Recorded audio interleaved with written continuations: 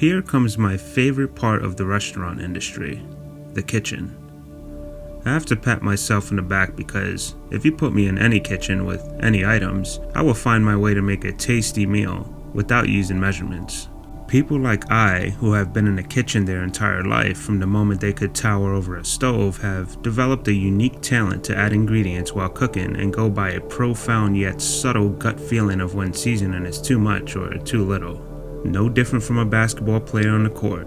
90% of the time, they know when they take that shot if it's a hit or miss. Same with the cook or chef. It takes skills to spearhead a kitchen and a kitchen staff. You must be aggressive and motivated. Every single dish that comes out must be perfect, although mistakes will naturally happen. Like missing a shot on the court, your job is to make every single dish count, because that is the company's gold you are trading.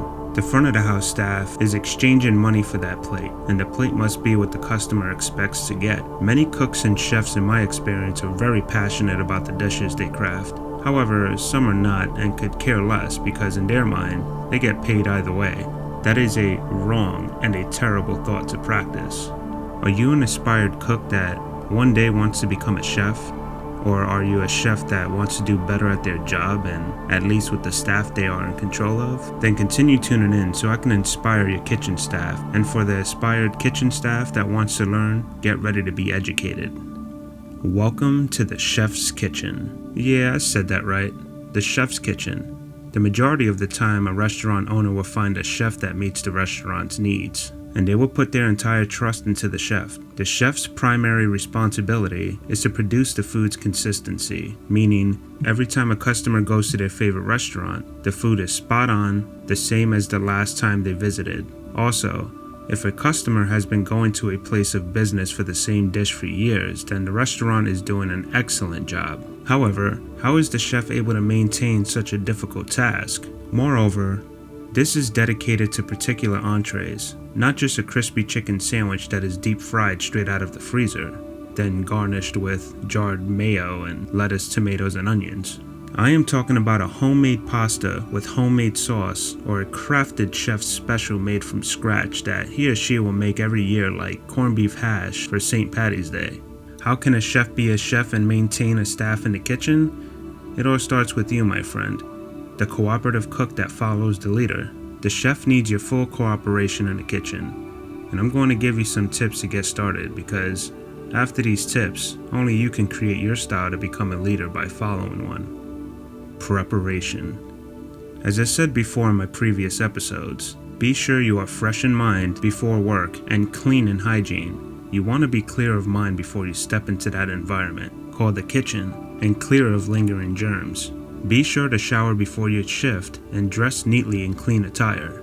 Trim your facial hair if need be, and wear a cap or hairnet if your hair is too long. You may be new to this industry, and you need to know that you are not at home. You cannot just roll out of bed and jump into a kitchen and begin handling food that will be sent out to the public to consume. The public depends on you to take care of yourself and bites into their food without second guessing if the cooks are practicing healthy habits. If you walk into a kitchen looking good and fresh, with a great attitude ready to produce business, it will reflect on the rest of your crew, especially the chef, and that will be great to start your shift. Wash your hands as frequently as possible, not because you have to, do it because you should. Your hands are touching so many things in such little time, because being in the kitchen requires multitasking. What you don't want to do is cross-contaminate food items and other lingering germs. If you wear gloves, be sure to change them as frequently as possible as well. I say this because I have seen it millions of times in my endeavors. Do not think it is okay to adjust your belt on your person. Go to a dry storage closet having to open the door, then go back to cutting your lettuce and thinking because you have gloves on everything is all good.